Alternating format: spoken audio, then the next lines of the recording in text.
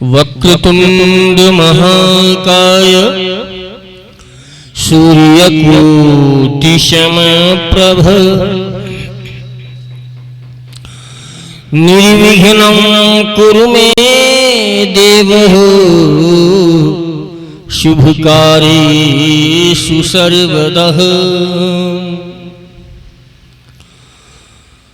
या कुंदेन्दु तुषारहारि धवला या शुभवस्त्रावृतां या वीणावरदण्डमण्डिते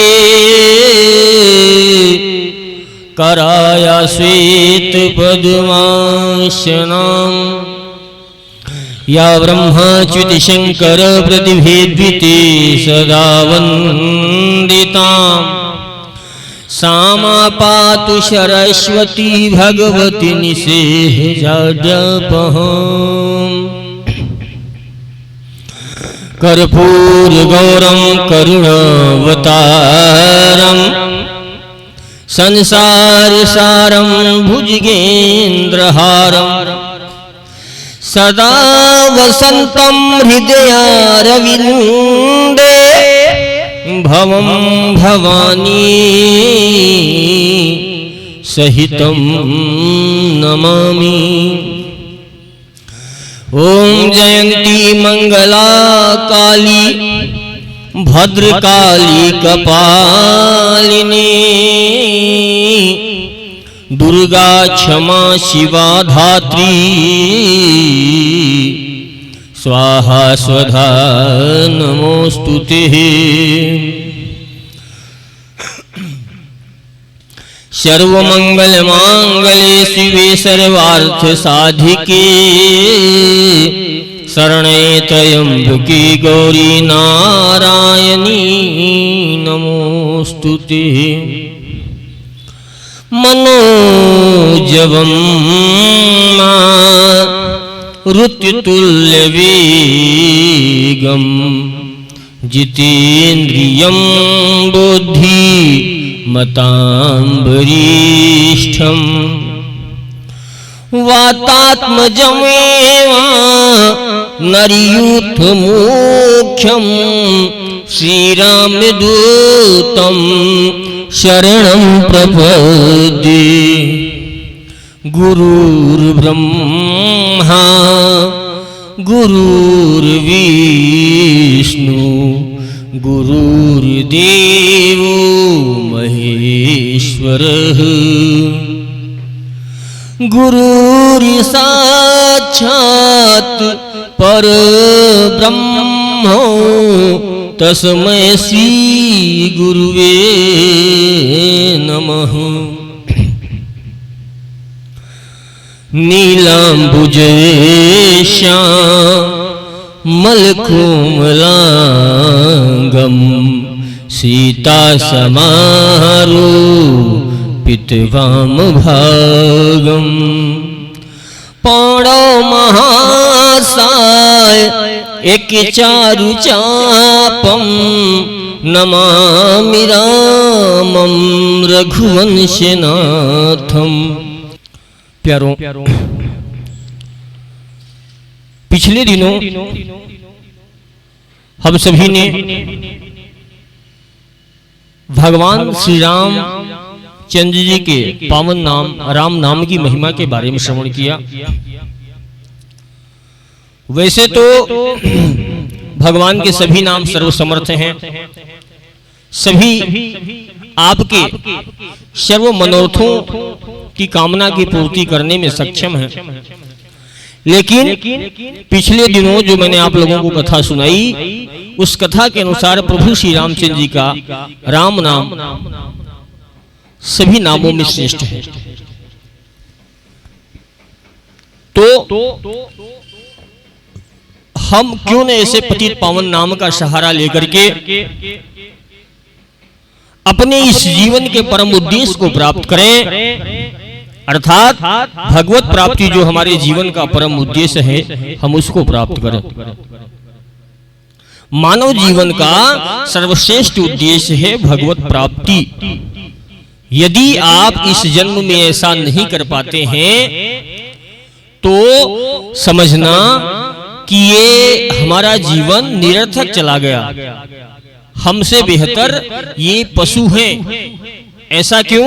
ऐसा मैं इसलिए बोलता हूं कि यदि पशु दोबारा जन्म लेंगे तो उनके पास मौका है इंसान बनने का, लेकिन आपके पास यहाँ से नीचे गिरे तो किस योनि में जाओगे इस बात का कोई पता नहीं है। भैया, गोस्वामी जी ने कलिपावना अवतार पूज्य गोस्वामी तुलसीदास जी महाराज रामचरितमानस में लिखते हैं, बड़ी भाग्य मानुष्य तन पावा, सूर्य दुर्लभ यह ग्रंथ निगावो। बड़ी भाग्य, बड़े भाग्य। एक जगह कथा चल रही थी, किसी बहन ने पूछा, बोले महाराज जी यह मानव जन्म हमको किस सत्कर्म की वजह से मिला है? तो भैया मैंने उनको बताया, हम कहा बहन सुनिए, ऐसा कोई सत्कर्म है ही नहीं जिसके माध्यम से हम यह मानव शरीर प्राप्त कर सकें। आप कल्पना कीजिए, आप पिछले जन्म में कोई अन्य जीव थे, जैसे मान लीजिए गाय थे, बिल्ली थे, कुत्ता थे, जो भी थे, आदि आदि सिंह थे, तो क्या उन जन्मों में ये चेतना है कि आप कोई सत्कर्म कर सको और उस सत्कर्म के बल से आपको मानव जीवन प्राप्त हो सके? ऐसा बिल्कुल नहीं है। क्यों? क्योंकि यही पशु प्रवृत्ति है कि आप ही चरे। यही पशु प्रवृत्ति है कि आप ही चरे, और वही मनुष्य है जो कि मनुष्य के लिए मरे। भैया, पशुओं में ये चेतना नहीं होती है जो हमारे और आपके अंदर होती है। वह तो स्वयं निंद्रा, भय, आहार और मैथुन में लगे हुए हैं, तो कहां से भगवत उपासना करेंगे? यह एकाकार अधिकार हम मानवों को मिला है कि जन्म और मरण के चक्र से मुक्त होकर के धर्म, अर्थ, काम और मोक्ष, ये जो जीवन के 4 पुरुषार्थ बताए गए हैं, इनको प्राप्त करें। और हम लोग तो प्रेमी हैं। क्या है? प्रेमी है। और भगवत प्रेमी जो होता है भैया, वो इन 4 पुरुषार्थों का भी परित्याग कर देता है। अर्थात उसको न तो धर्म चाहिए, न अर्थ चाहिए, न काम चाहिए, न मोक्ष चाहिए। उसको तो केवल प्रभु का परम पद चाहिए, जहां वो निरंतर भगवान की सेवा में लगा रहे, लाडली लाल जी की सेवा में निमग्न रहे, उनके मन की रुचि जान करके उनको सुख पहुंचाने की चेष्टा करता रहे। आजकल लोग थोड़ी बहुत सिद्धियां पाकर के इतराने लगते हैं कि वो उनके मन की बात जान लेते हैं, वो उनके मन की बात जान लेते हैं। भैया, क्या होता है इससे? लोग अपने अपने मन की बात जान करके परेशान हैं। ऐसा कौन व्यक्ति है जो अपने मन की बात नहीं जानता? अपने मन की बात तो सभी जानते हैं ना। और अपने मन की बात जान करके ही लोग परेशान हैं। बड़ी बात तो तब होगी जब हमारे भगवान के मन में क्या चल रहा है, हमारे भगवान हमसे क्या करवाना चाहते हैं, हमको क्यों इस संसार में भेजा है। जिस दिन हम इस बात को जान जाएंगे तो समझना सारी सिद्धियां हमें मिल गई। भैया, मानव जीवन का कुछ धर्म है, कुछ कर्तव्य है, हम मानवों का कुछ क्राइटेरिया है जिसके अंतर्गत हमको चलना है। सुर दुर्लभ यह ग्रंथ निगावा, अर्थात यह देव दुर्लभ मानव शरीर है। कैसा है? जो देवताओं को दुर्लभ है। देवताओं को दुर्लभ कैसे? देवता भी अपना पुण्य भोगने के बाद में, ऐश्वर्य भोगने के बाद में इस धरातल पर आएंगे और इस बात की गारंटी नहीं है कि वो आकर के हम मनुष्य ही बनेंगे। महाराज नहुस की कथा आती है, उन्होंने जीवन में इतना सत्कर्म किया कि वो देवराज इंद्र के पद को प्राप्त हुए। क्या हुए? देवराज इंद्र के पद को प्राप्त हुए। जाकर के देवराज इंद्र बने, वहां सुख भोगते रहे। सुख भोगते भोगते उनका मन नहीं भरा। एक दिन उनके अंदर प्रबल काम वासना जागृत हुई और उन्होंने जो इंद्राणी है, अर्थात इंद्र के साथ भोग करने की कामना से जो वहां पे ऋषिगण थे, समस्त ऋषियों को क्या किया, उनको एक पालकी में बैठ गए और उनसे पालकी जुतवा ली। अर्थात वो ऋषिगण क्या करते हैं, जो देवलोक में थे उनको अपने कंधे पर बिठा करके, क्यों, क्योंकि वो देवराज के पद पे हैं, तो राजा की आज्ञा तो मानेंगे ही सही। जबरदस्ती उन ऋषियों से पालकी जुतवाई। उस पालकी में बैठ करके वो जाने लगी इंद्राणी से मिलने के लिए। भैया देवराज इंद्राणी, इंद्र एक पदवी है लेकिन इंद्राणी देवी है, उनसे भोग करना शास्त्र सम्मत नहीं। पहला अपराध तो ये हो गया। दूसरा अपराध ये हुआ कि वो समस्त ऋषियों को पालकी में जुतवा दिए, अर्थात उनको कंधों पे पालकी में बिठा करके लेकर के जा रहे हैं महाराज नहुस को, जिन्होंने अपनी तपस्या के बल से देवराज इंद्र का पद पाया था, लेकर के चल दिए। और देखिए इतना प्रबल वेग आया उनके अंदर काम का कि वो उन महर्षियों को, जो बड़े बड़े तपस्वी महर्षि हैं, उनको पैर से मार रहे हैं। क्या मार रहे हैं? पैर से मार रहे हैं और कह रहे हैं सर्प सर्प। सर्प का मतलब होता है संस्कृत में शीघ्र चलो, अर्थात जल्दी चलो। और जैसे उन्होंने ऋषियों को पैर से मारा तो क्या हुआ, उनका सारा पुण्य क्षीण हो गया और वहीं से धड़ाम से सर के बल नीचे गिरते हैं। क्या करते हैं? सर के बल नीचे गिरते हैं। और ऋषियों ने कहा, बोले जाओ, तुम सर्प सर्प कर रहे थे ना, जाकर के सर्प हो जाओ। और आकर के नीचे क्या होते हैं? अजगर की योनि को प्राप्त होते हैं। तो कहने का तात्पर्य है कि इस बात की गारंटी नहीं है कि यदि आप सच्चे कर्म करके, सत्कर्म करके, अच्छे कर्म करके भी मान लो देवराज इंद्र तक की पदवी को पा जाते हो, जो कि मुझे इस कलिकाल में असंभव लग रहा है। ऐसा संभव नहीं लग रहा है कि कोई इस पद को प्राप्त कर पाए हैं। ऐसे ऐसे बहुत सारे तपस्वी हैं, लेकिन जो आजकल देश समाज में देखा जा रहा है, इससे तो संभव नहीं है। हम तो अपनी बात करें, अपने लेवल की बात करें, बड़े बड़े तपस्वियों ऋषियों को प्रणाम है।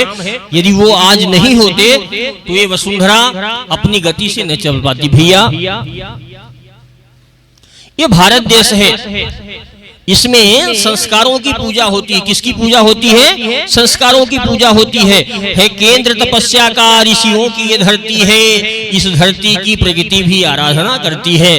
भगवान, बड़े सौभाग्य की बात है, हम सभी ने उस देश में जन्म लिया जहां भगवान स्वयं अवतरित हुए। क्यों? क्योंकि यह जो देश है ना, ये तपस्या का केंद्र बिंदु है। प्यारों, क्या है? तपस्या का केंद्र बिंदु है। यहाँ पर एक से बढ़कर एक ऋषि, महात्मा, पुण्यात्मा, धर्मात्मा, ऐसा नहीं कि जो जंगल में जाकर के तपस्या कर रहे हैं वही नहीं, राज सुख भोगते हुए भी एक से एक बढ़कर के राजा हुए हैं, ऋषि हुए हैं, तपस्वी हुए हैं गृहस्थ आश्रम में, जिनका उदाहरण आप सुनकर के गौरवान्वित होंगे, हर्षान्वित होंगे। ऐसे पुण्य देश में भगवान आए, एक बार नहीं, दो बार अपने प्रमुख अवतार के रूप में आए। एक बार श्री रामचंद्र जी बन के आए और एक बार श्री कृष्ण जी बन के आए। भैया, तो कहने का तात्पर्य है कि ये भारत देश में जन्म लेना ही बहुत बड़ी बात है। और सुदुर्लभ है ग्रंथन जावा, भारत देश में आना, मनुष्य बन करके आना। भारत देश में तो मैं समझता हूँ कि यहाँ का पशु पक्षी भी बन जाना बहुत बड़ी बात है। क्यों? क्योंकि जो आप वृंदावन में देखना, जो बंदर हैं, खग, मृग, पशु, पक्षी, लता तरु जो भी हैं, वो सब कोई और नहीं बल्कि महान तपस्वी लोग हैं। क्यों? क्योंकि वृंदावन के रज की वो महिमा है कि वो आज वहां बैठ करके जिस रज को पाने के लिए शिव संकारी आदि लालायित रहते हैं, वो उस रज का पान करते हैं। उद्धव जैसे महाज्ञानी कहते हैं कि मुझे वृंदावन की छोटी सी घास बना दो, बड़ा सा पेड़ मत बनाना, छोटी सी घास बना दो। क्यों? क्योंकि जब वृंदावन की गोपिकाएं चलेंगी तो उनके चरणों से धूल उड़ेगी और वो धूल मेरे ऊपर आकर के जब मुझे अभिशप्त करेगी तो मेरा जीवन धन्य हो जाएगा। वह भारत देश है। तो भगवान यहाँ नहीं जन्म लेंगे तो कहाँ लेंगे? प्यारों, हम लोगों में बहुत सारी कमियां हैं, एक कमियां नहीं है। देखिए, कैसे जाने कि हम धर्मात्मा हैं? हम कैसे जाने कि हम धर्मात्मा हैं, हम सतात्मा हैं, हम पुण्यात्मा हैं? यदि आपको हर समय भगवान याद आते हैं, हर समय बिना कारण के, है ना, हर समय आपको भगवान सुखे दुखे समकृत्वा, सुख में भी दुख में भी, दोनों परिस्थितियों में यदि आपको भगवान याद आते हैं तो आप धर्मात्मा हैं, आप पुण्यात्मा हैं, आप सतात्मा हैं। क्यों? क्योंकि मृत्यु के समय तो पापी को भी भगवान याद आ जाते हैं। मृत्यु जब आने को हो तो पापियों को भी भगवान याद आ जाते हैं, लेकिन वो भगवान को याद कर पाएगा इस बात की गारंटी नहीं है। क्यों? क्योंकि उस समय माया का ऐसा वेग होता है कि कंठ अवरुद्ध हो जाता है, उसका मन वही भटकता है जो उसने जीवन भर किया है, तो भगवान का चाह करके भी स्मरण नहीं कर पाता है। क्यों? क्योंकि अंत समय अंत मति सो गति, अंत समय में जो मति होती है इंसान की, जीव की, वही गति होती है। तो भगवान की माया उसको क्या करती है कि तू बार बार मेरा ही स्मरण कर रहा था, मुझ में ही संलिप्त हो रहा था, मुझ में ही विचरण कर रहा था, तो अब मैं तुझे फिर से अपने आगोश में लेता हूँ, तू फिर से 84 लाख योनियों में भटक और लटक। साधारण नहीं है वो, सहज नहीं है अंत समय में भगवान का स्मरण कर पाना। लोग कहते हैं महाराज जी भक्ति और साधना तो 55 के बाद का विषय है। भैया 55 के बाद रहोगे इस बात की क्या गारंटी है? 55 सेकंड का भरोसा नहीं है, 55 लव का भरोसा नहीं है, निमेश का भरोसा नहीं है, और आप बात कर रहे हो 55 वर्ष के बाद हम साधना करेंगे। और मान लो रहे भी, मान लो 55 वर्ष तक रहे भी आप, तो 55 के बाद उनका ही चलता है। किनका? जिनका बचपन से प्रारंभ हो गया है। भैया जो बचपन से साधना में लगे हैं उनका ही 55 के बाद भी भजन चल पाता है। क्यों? क्योंकि उनकी आदत में है। आप कल्पना करो आपके मुंह में दांत नहीं हो और आप कहना चाहो राम, तो राम थोड़ी ना निकलेगा, फिर आम निकलेगा। तो प्यारो धर्मात्मा यदि आप हो तो आपको भगवान हर समय याद आएंगे। आप अगर पापी हो तो मृत्यु के समय आप कोशिश तो करोगे, लेकिन भगवान की माया आपको याद आने नहीं देगी। मम माया दुरत्यया, अर्थात भगवान अर्जुन से कहते हैं अर्जुन मेरी माया बहुत कठिन है, संभव ही नहीं है कि आखिरी समय में भगवान नाम का उच्चारण कर ले व्यक्ति या कोई भगवत भक्त आकर के उस पर स्पर्श कर दे। क्यों? क्योंकि ये सब तो कर्मों की वजह से होता है। जीवन भर आप करो पाप, चोरी, व्यभिचार, हिंसा, तो कहां से अंत समय में आपकी गति हो पाएगी हो? बारे बारे मुनि, कौन? मुनि, ऋषि, महात्मा, सतात्मा, जिन्होंने बाल्यकाल से ही एक बलकल वस्त्र की लंगोटी धारण करके अपने जीवन को झोंक दिया है तपस्या में, उनकी बात कर रहा हूं। बार बार मुनि यतन कराही, अंतराम कही आवत नहीं। जब उनके मुख से बड़े मुश्किल से राम निकल पाता है और वो नहीं कह पाते हैं, अर्थात वो प्रयास तो करते हैं लेकिन जिसका पुण्य प्रबल होता है उसके ही मुंह से राम निकल पाता है, तो सोचो हमारी और आपकी क्या दशा होगी। भैया एन केन प्रकारेण हमको घबराना भी नहीं है। ये भक्ति का जो मार्ग है ना, ये कायरों का मार्ग नहीं है, फिर ये तो सुरमाओं का मार्ग है, योद्धाओं का मार्ग है, जो एक बार सर पे कफन बांध करके निकल चला कि जो होगा देखा जाएगा, लगन तुझसे लगा बैठे जो होगा देखा जाएगा। भगवान से प्रेम इस बात के लिए हमको बिल्कुल नहीं करना है कि भगवान मेरी इस कामना की पूर्ति कर दो, भगवान मेरी उस कामना की पूर्ति कर दो। भगवान ने आपको 2 हाथ 2 पैर दिया है, आप मेहनत करो, मेहनत करते हुए भी भजन करो। आपका प्रश्न बन सकता है कि महाराज जी जब मेहनत करूंगा तो कैसे भजन होगा? अरे भैया जो कर्म कर रहे हो, देखिए महापुरुषों ने बहुत अच्छी बात शास्त्रों में बताई है। भगवान श्री कृष्ण के वचन हैं तदर्पिता अखिलाचार्य, तदर्पिता अखिलाचार्य, अर्थात आप जो भी करो, आप ऑफिस जा रहे हो, आप पुलिस वाले हो, डॉक्टर हो, या जो भी हो, जो भी सेवा में हो, ऑफिस जाते हो 4 घंटे 5 घंटे 8 घंटे का आपका जो भी ऑफिस का कार्यकाल है, जितना है, बीच बीच में भगवान के नाम का सुमिरन करते रहो।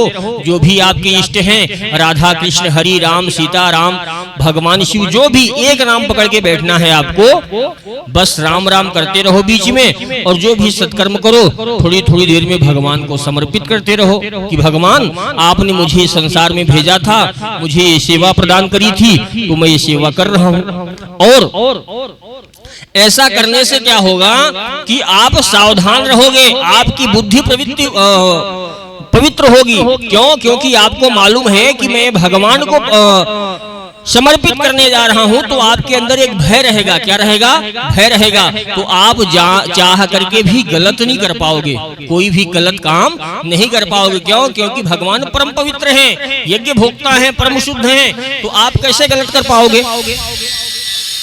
तो आप वही कर्म करो जो भगवान को समर्पित किया जा सके। और चोर होता ना, चोर, जब वो ऐसे भगवान की याद नहीं आएगी उसको, जब वो पकड़ा जाएगा तब उसको भगवान की याद आएगी, भगवान आज बचा लो, आज के बाद कभी चोरी नहीं करूंगा।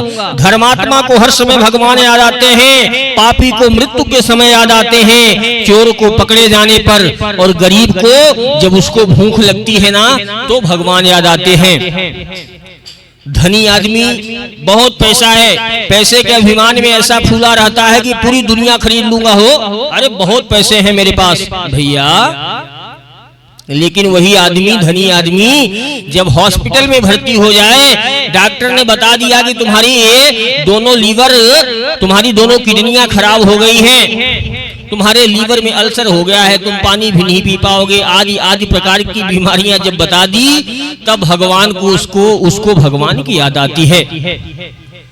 कंजूस व्यक्ति को कब भगवान याद आते हैं? जब उसका पैसा गायब हो जाए। क्या हो जाए? उसका पैसा खो जाए, 10-20 रुपए अगर मान लो कहीं गिर गया रास्ते में, तब उसको भगवान की याद आती है। भगवान वैसे नहीं याद आएगी। क्यों? अच्छा देखिए, इन सब चीजों का एक कारण है। कारण क्या है मालूम आपको? हम सभी क्या हैं? कर्ता और भोक्ता भाव से युक्त हैं। क्या है? कर्ता और भोक्ता भाव से युक्त हैं। इस वजह से हम फंसे हैं। इस संसार से निकलने का एक ही मात्र कारण है कि स्वयं को कर्ता नहीं मानना, स्वयं को भोक्ता नहीं मानना, इंद्रिय और मन का गुलाम नहीं होना। जो भी कर्म करना है वो ये समझना है कि हम इस मन, चित्त, बुद्धि और अहंकार से परे हैं। हम भगवत इच्छा से संसार में आए हैं, हम भगवान में मिल जाने के लिए आए हैं। यही हमारे जीवन का परम उद्देश्य है। कंजूस को कब भगवान याद आते हैं? जब उसका पैसा खो जाए। किसान को कब याद आएंगे? जब वर्षा नहीं होगी तो बोलेंगे हे भगवान, इस बार तो अकाल ही पड़वाओगे क्या? वैसे भगवान की याद नहीं आएगी। मुसाफिर कहीं जा रहा है तो कब याद आएगा उसको? जब उसकी ट्रेन छूट जाए। रास्ते में जा रहा है, मान लो ट्रेन छूट जाए, तो उस समय या जल्दी जल्दी में हो ट्रेन, उसको पकड़ना हो तो हे भगवान ट्रेन निकलने न पाए, हे भगवान ट्रेन निकलने न पाए। ये स्वार्थ की बातें हैं। मान लो कोई व्यापारी है, उसका व्यापार में नुकसान हो गया तो तब उसको भगवान की याद आएगी। अच्छा खासा व्यापार चल रहा है तो उस समय भगवान की याद नहीं आएगी। विद्यार्थी, बच्चे लोग जब परीक्षा में रिजल्ट आने का समय होगा ना, तब उनको भगवान की याद आती है। और जो राजनेता लोग होते हैं, जब चुनाव हार जाएंगे तब उनको भगवान की याद आती है। उसके पहले पैसे का घमंड होता है।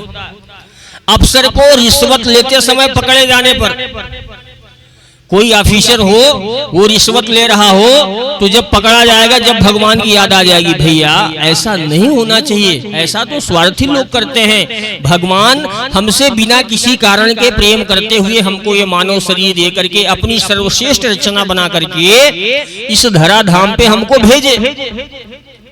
क्या बना करके? अपनी सर्वश्रेष्ठ रचना बना करके, जिसके बारे में भगवान कहते हैं कि सब मम प्रिय सब मम उपजाए, असब तेहि अधिक मनुज मुहि भाए। मुझे सभी प्रिय हैं। क्यों? क्योंकि ममय वांसु, सभी मेरे ही अंश हैं, लेकिन सबते अधिक मनुज मुहि भाए। ये जो मानव है ना, ये मुझे सबसे अधिक प्रिय हैं। क्यों? क्योंकि भगवान ने आपको बहुत सारी जिम्मेवारी और जवाबदारियां देकर के इस धराधाम पे भेजा है। भैया हम मनुष्य हैं, हमारा कुछ कर्तव्य है। क्या कर्तव्य है? इन सब विषयों के बारे में आने वाले दिनों में हम सभी समझेंगे। बिना किसी कारण के प्रेम करने वाला परमात्मा हमसे कारण रहित दयाल, बिना किसी कारण के प्रेम करने वाला कौन है? भगवान है। तो हमारा भी कर्तव्य बनता है कि हम भी बिना किसी कारण के, बिना किसी इच्छा के भगवान से प्रेम करें। और यदि नहीं भी ऐसा हो पा रहा है तो आपकी ये जो कामना है, क्या किसी भैया से, किसी दादी से, किसी पिताजी से, किसी को मत मानो। ये माता पिता कौन है? ये भी तो भगवान बने हुए हैं ना आपके। हम किसी व्यक्ति, वस्तु, स्थान का आश्रय लेते हैं कि ये मुसीबत पड़ने पे मेरी मदद करेंगे, बिल्कुल गलत है। कोई कहे कि भैया आप मेरा नंबर ले लो, मुसीबत पड़ने पे फोन लगाना मत लेना। क्यों? क्योंकि जरूरत पड़ने पे फोन नहीं उठाएगा। तो आज जो भी आपके अनुकूल दिख रहा है ये कहीं न कहीं वो भगवान ही है। कितना भी अच्छा व्यक्ति ऊपर से दिख रहा हो, लेकिन जब उसके अंदर से परमात्मा रूपी चेतना गायब हो जाती है तो उसके घर वाले, उसके सगे संबंधी ही ले जाकर के उसको जला देते हैं। लेकिन भैया मैं आपको एक बात बताऊं, भगवान तब भी आपका स्मरण नहीं करते। भगवान का जो शिव स्वरूप है वो क्या करता है, सव हो मैं भी शिव बना, सव में शिव का वास, शिव मेरे आराध्य हैं, मैं हूँ शिव का दास।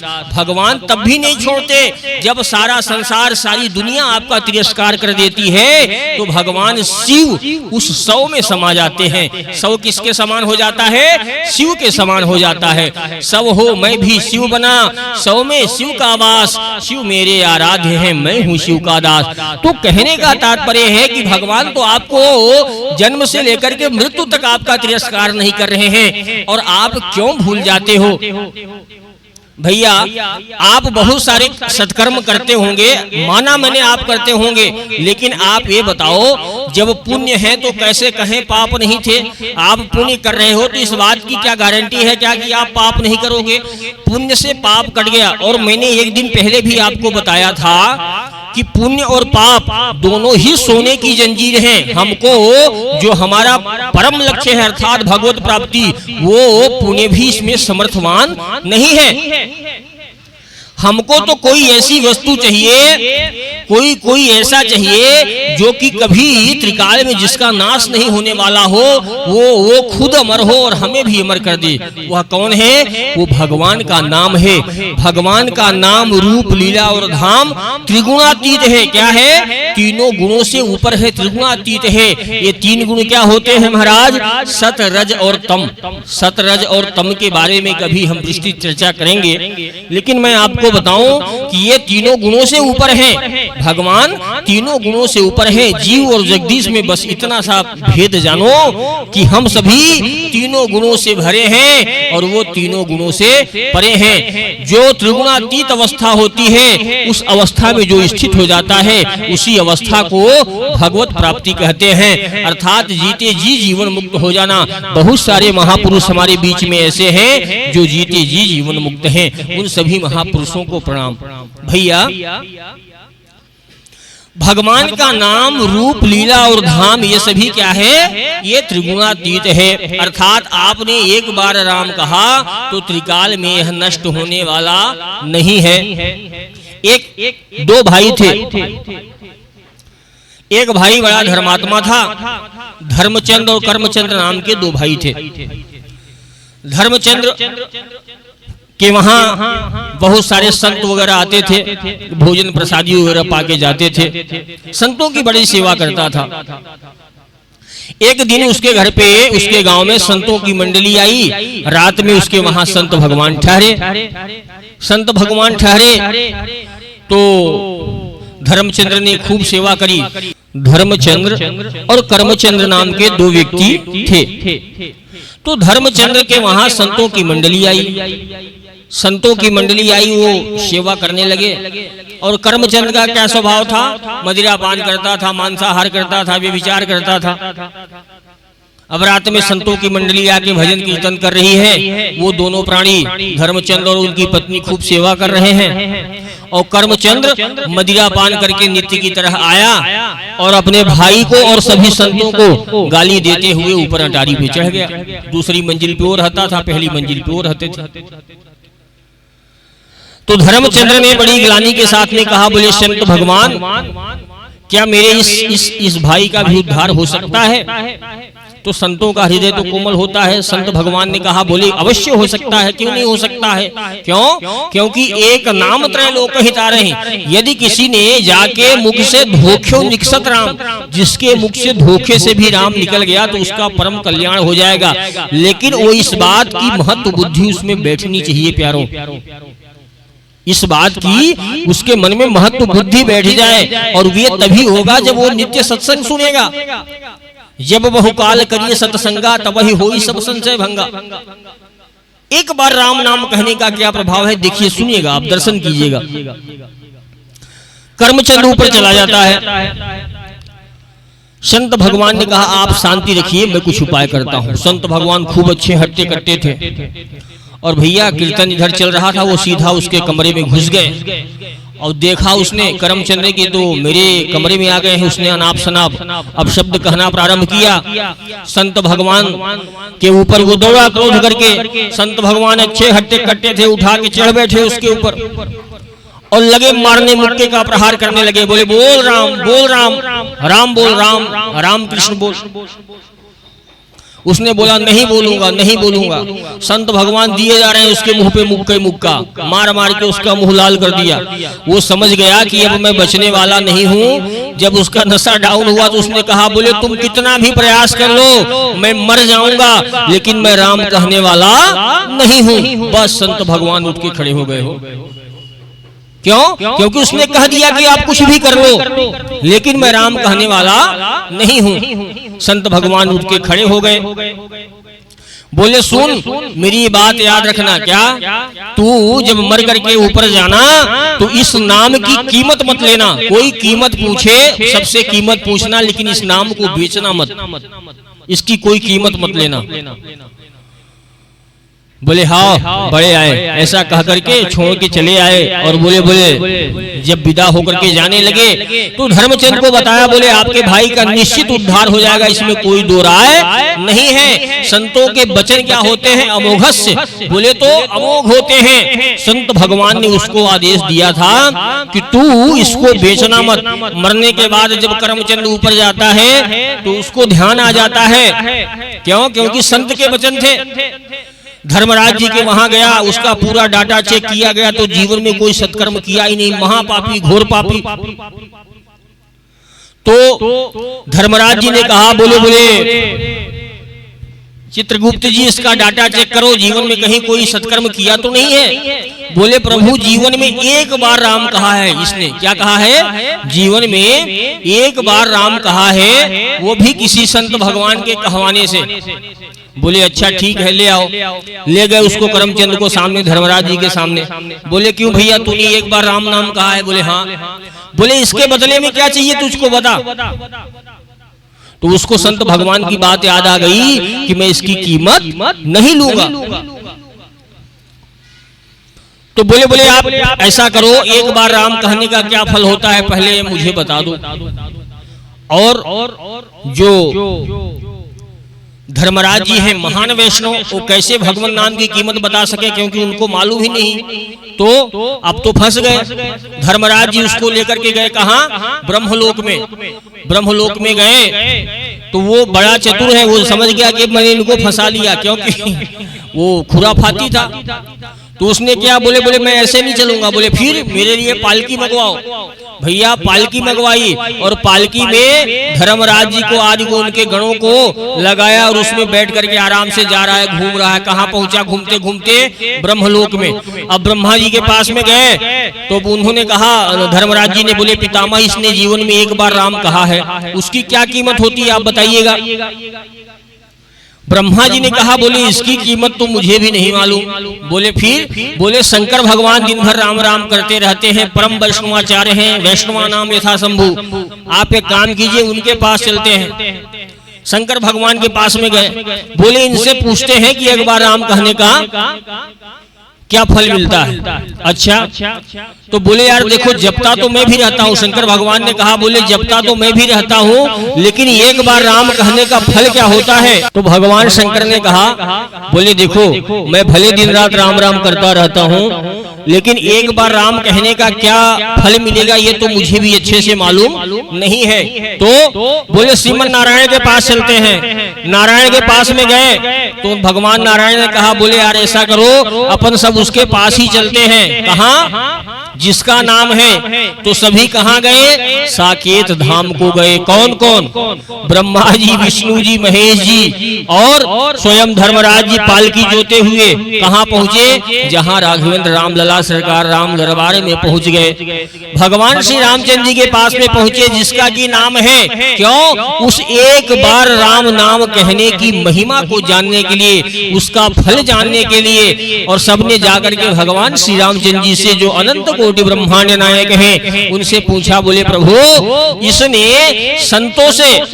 संतों की प्रेरणा से धोखे से एक बार राम का कह दिया था, जीवन में कोई सत्कर्म नहीं किया है इसने। आप बताएं कि एक बार ये राम नाम की कीमत पूछ रहा है, कहीं नाम अपराध न बन जाए, इसलिए किसी ने आपके नाम की महिमा का बखान नहीं किया है। प्रभु आप ही अपने नाम की महिमा का बखान कीजिए, इसने एक बार राम कहा है।